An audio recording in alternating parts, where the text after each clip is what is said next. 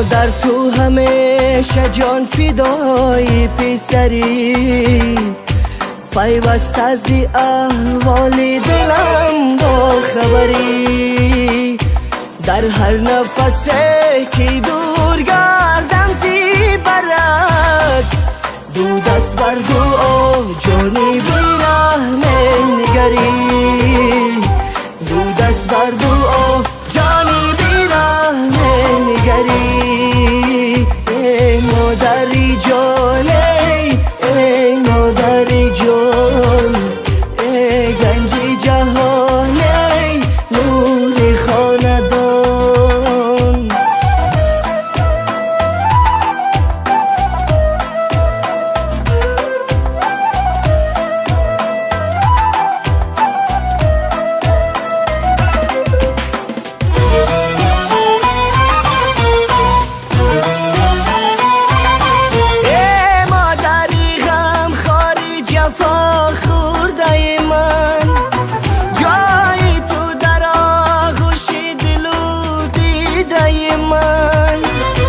آزرده شدی از علمی تنهایی، جان بر تو فدا گوهری آزرده من، جان بر تو فدا گوهری آزرده من.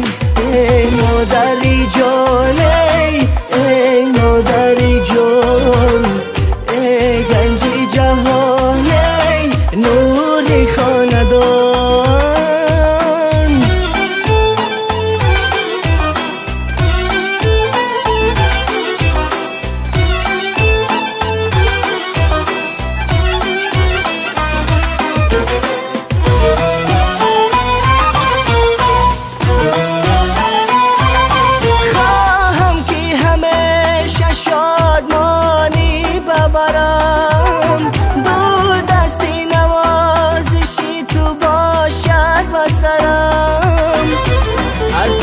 قدم هایت بروید گل مه، گلزار شود کاشانه و با مدرم، یک گلزار شود کاشانه و با مدرم.